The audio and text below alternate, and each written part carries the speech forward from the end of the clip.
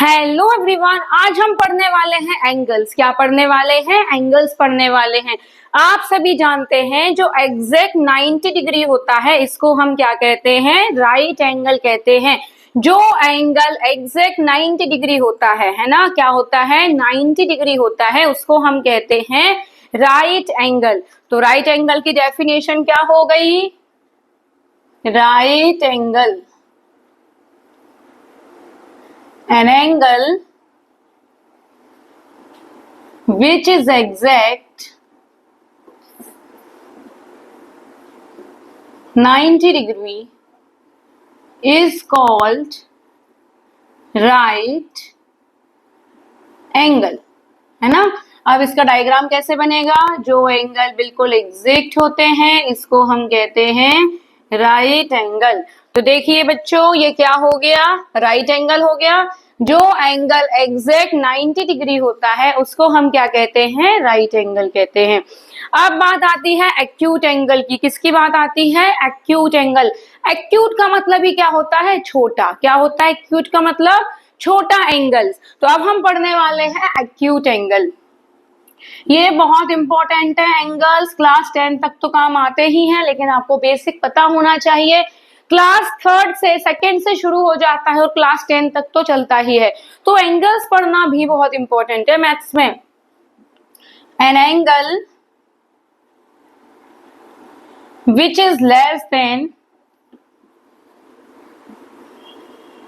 90 degree is called acute angle.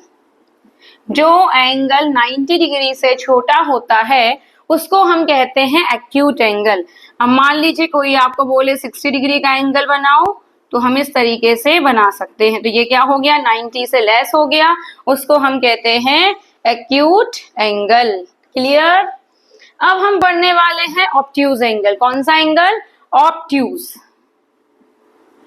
Obtuse angle.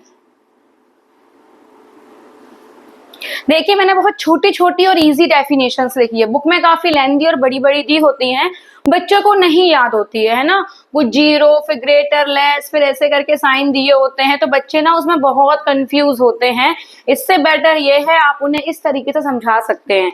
अब ये obtuse angle होता है। क्या होता है ये? ऑब्ट्यूज एंगल होता है जो एंगल 90 से मोर होते हैं बट 180 से लेस होते हैं, उसको हम क्या कहते हैं? Obtuse angle. क्या होता है?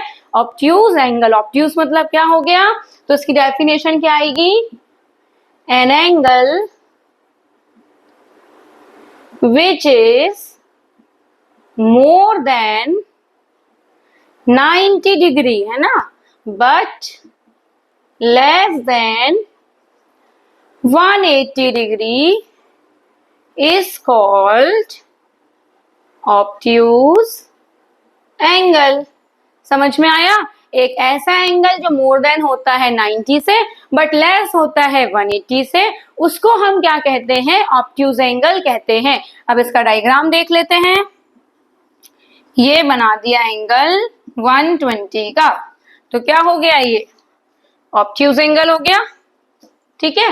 अब बात आती है एक और एंगल की, जिसका नाम क्या है? Straight angle. कौन सा एंगल होता है? Straight angle. तो स्ट्रेट एंगल क्या होता है? नाम से समझ में आ रहा है। स्ट्रेट मतलब क्या होता है? सीधा, है ना। स्ट्रेट मतलब सीधा एंगल। तो इसको कैसे लिखेंगे?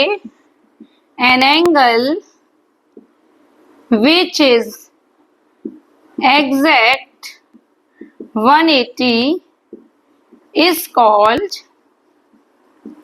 straight angle। क्लियर? अब स्ट्रेट एंगल का डायग्राम कैसा बनेगा? आप सभी ने डी तो देखा ही है। बस ये हो गया हमारा 180 डिग्री का स्ट्रेट एंगल। तो क्लियर हुआ? राइट एंगल वो एंगल होता है जो एग्जैक्ट 90 होता है, उसको राइट एंगल कहते हैं। एक्यूट एंगल वो एंगल्स होते हैं जो 90 से लेस होते हैं, उनको एक्यूट एंगल कहते हैं। ऑब्ट्यूज एंगल वो एंगल्स होते हैं जो 90 से मोर होते हैं पर 180 से लेस होते हैं, उसको क्या कहते हैं? Obtuse angle. स्ट्रेट एंगल्स वो एंगल्स होते हैं जो एग्जैक्ट 180 होता है, उसको हम क्या कहते हैं? Straight angle.